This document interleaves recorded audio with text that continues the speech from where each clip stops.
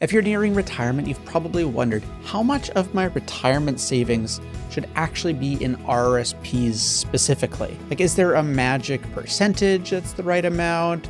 Is that optimal? Is it a dollar amount? Now, the truth is there's no one size fits all answer to this question, but there is a clear framework that we can walk through to help you decide. So in this video, I'll share a simple step-by-step process that you can follow to figure out what percentage of your retirement portfolio should be in RRSPs and other types of pre-tax accounts, and how that should and maybe will change as you get closer to your retirement date. It's a nifty little formula actually that you'll be able to use to track your progress.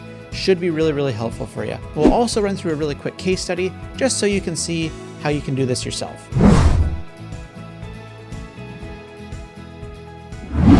So I get this question from time to time, right? Like, what percentage of my retirement assets should be in RRSPs specifically? That's a great question, but when someone's asking me this, what I've found is that they're really asking a bigger question, which is like, do I have the right mix of assets to support the retirement that I want? And that makes sense, right? Because retirement isn't just about one single bucket of money, right? Like your RRSP. It is about balancing multiple types of assets, so hopefully that they work together to give you flexibility, tax efficiency, like peace of mind that the paychecks are still coming in when you need them to. Now, all of these things need to work together like tools in a toolbox. So just so that we're all on the same page, what are those 4 big asset buckets that will form your retirement plan?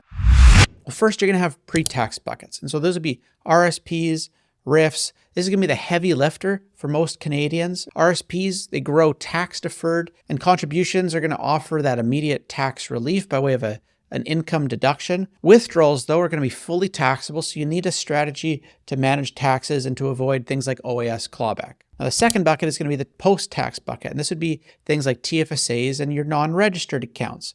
So this bucket is going to give you flexibility. TFSA withdrawals in the future are going to be tax-free. Non-registered accounts are going to offer liquidity, and they're going to offer access to capital gains at lower tax rates. So an important building block. Now, the third one is going to be just real estate. This is going to include your home or investment properties. So personal use properties or investment. Now, real estate is often one of the largest assets, but it is obviously less liquid. And so here we're going to need to ask ourselves, will we use our real estate to fund retirement? If we're not going to use our real estate to fund retirement, it means we're going to need more from these other buckets. Now, the fourth bucket is going to be the business bucket. This might not be applicable in all situations. If you do own a business, it can obviously represent significant wealth, but again, it's often less liquid. It's illiquid typically until sold. So you need other assets often to fund retirement in the meantime. That question, do I have the right mix of assets to support my retirement? These are the areas that we need to resolve. We need to look inside each of these buckets to get that specific answer. So today we'll focus specifically in on that pre-tax bucket, but they're all going to be interrelated.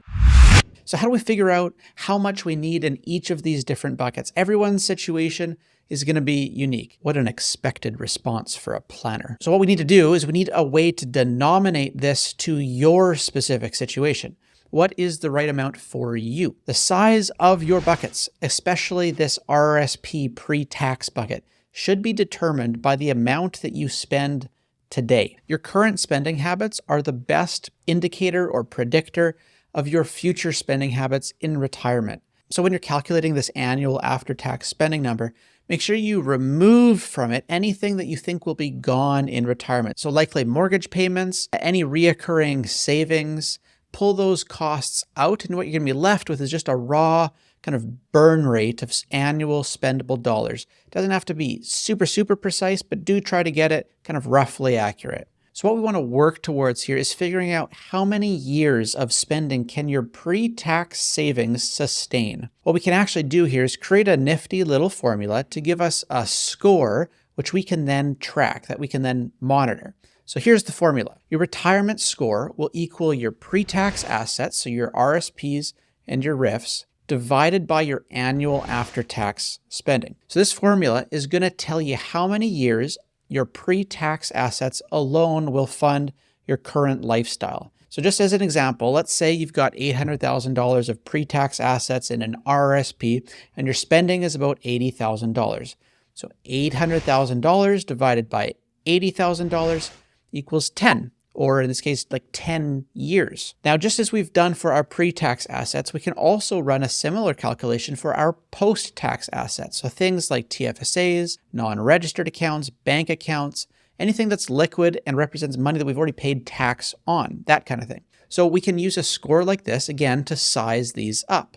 So our liquid score is going to equal our post-tax assets, so the sum of our TFSAs, non-registered accounts, everything in this category, again, divided by our annual after-tax spending. So again, here, let's just play it out. The math is pretty simple. So say you've got $150,000 of TFSAs, each between you and your spouse, and then you got $50,000 in the bank, so about $350,000 total between the two of you. That goes up here, and then the denominator is still going to be your spending, so $80,000. That's going to give us a score of 4.4, or in this case, again, 4.4 years. Now we can do the same thing here with business assets, right? So take the business value, like the equity value less any debt, divided by your current annual personal burn rate. And then that's going to tell us how much of our wealth is concentrated inside our business. We can also do this for productive real estate assets too. So for real estate though, what you'll want to break out is any personal use property versus investment properties. And we just want to calculate this for investment properties since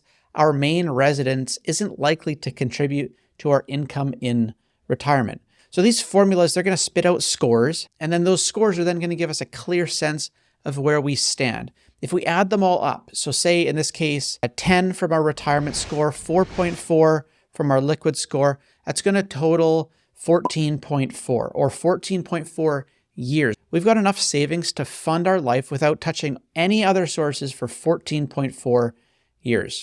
Hey, by the way, if we haven't ever met, my name is Steve Willems. I am a practicing certified financial planner and wealth advisor over here with the Willems Wealth Planning Group in BC.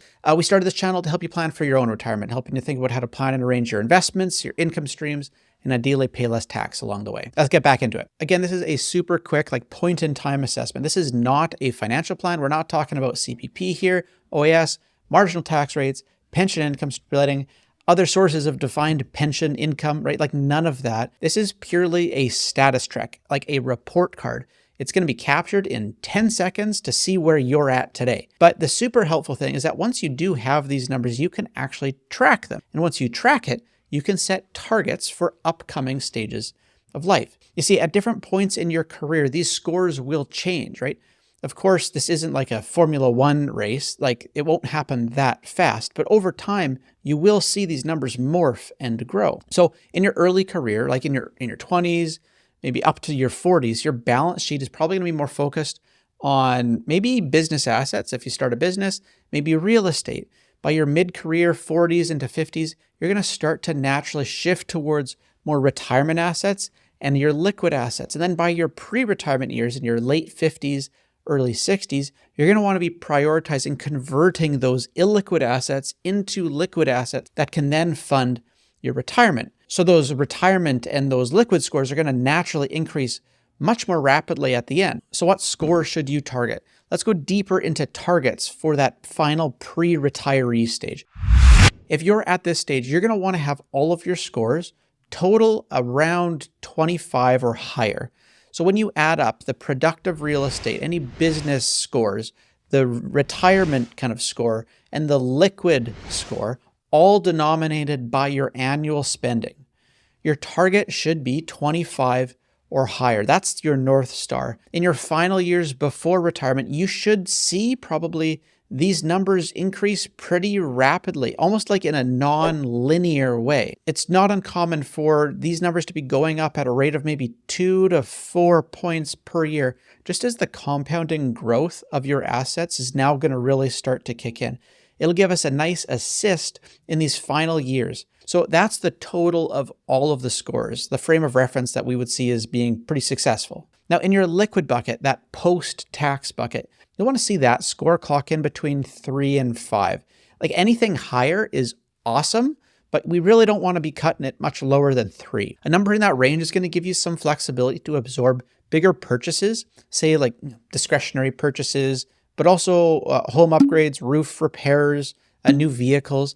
People who have a very low liquid score will tend to carry more money stress around in their lives just because they don't have as easy access to after-tax cash. As you go into retirement, you really don't want to go into retirement with this reading less than 1. This means that you only have a 1 year's worth of after-tax cash available to weather any of life's emergencies, like those vehicle upgrades, health scares, all of that. This bucket is your shock absorber for life's future uncertainties. And now finally, that retirement bucket. This is that pre-tax bucket.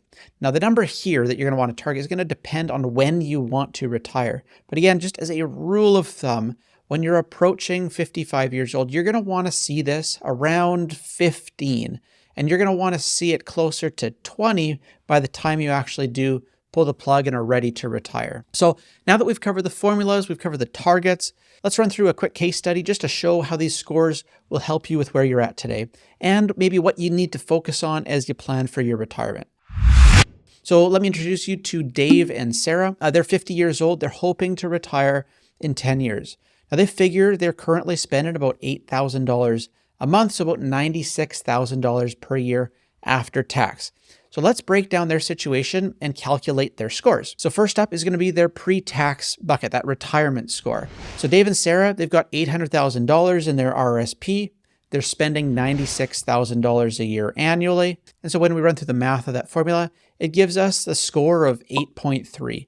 So this means their RRSPs could sustain their current spending for about 8.3 years. Now for their goal of retiring in 10 years, they're going to want to grow this a little bit north of 15 by the age 55 and closer to 20 by the time they actually pull the plug and retire. Now let's look at their post-tax bucket and calculate their liquid score. So they've got assets of $150,000 combined between the two of them. In their TFSAs, $50,000 is sitting in a savings account for a total of about $200,000 of liquid post-tax assets. Now again, denominate that by their spending, that $96,000, that gets us to 2.1 years. So their liquid assets could cover their spending for just over 2 years. Now this is going to be slightly below that target of 3 to 5 years for flexibility. So they'll want to focus on growing this bucket a little bit as well. Now, one of the reasons their liquid score is below target is because of what's going on over here with their real estate score. So they own a $300,000 vacation property that they bought a few years back. They also own their principal residence that's got a mortgage on it, but they have no plans to sell that property. So we're not going to include that number in this score. We will focus though on that $300,000 vacation property. Now in the off season, it does get rented out and they do plan to sell this property at some point in their retirement. So we are going to use it in this calculation. So for this one, again, we would put $300,000 up top in the numerator, denominate it by $96,000, gets us to 3.1. So the real estate assets could sustain their spending for 3.1 years. And then what we'll do is we'll just go and add all of this up. So we have that pre-tax assets, those post-tax assets, the real estate assets, all of that equal $1.3 million.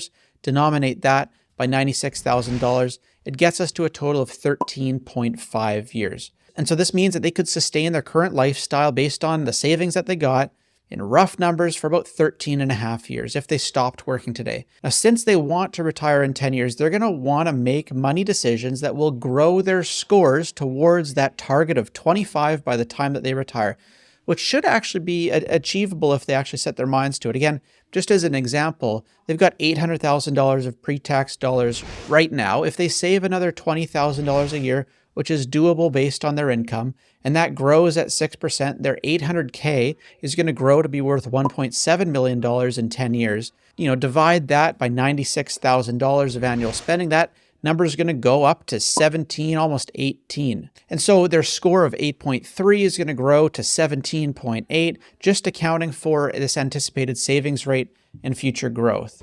So there you have it. Hopefully a simple kind of step-by-step way to calculate your own retirement progress scores and to figure out if your assets are tracking along where they need to be. Now, the beauty of this framework is that it's not about just hitting like a single kind of like magic number, right? $1.7 million. Instead, it's going to give you a really clear snapshot for where you're at today, as well as a roadmap for where you need to go. By breaking it down into these buckets, right? Pre-tax, post-tax, real estate, and your business assets, you can clearly see which areas are going to need more attention, and you can set realistic targets that'll help you move closer towards that retirement goal. So hey, if this was helpful, let me know in the comments.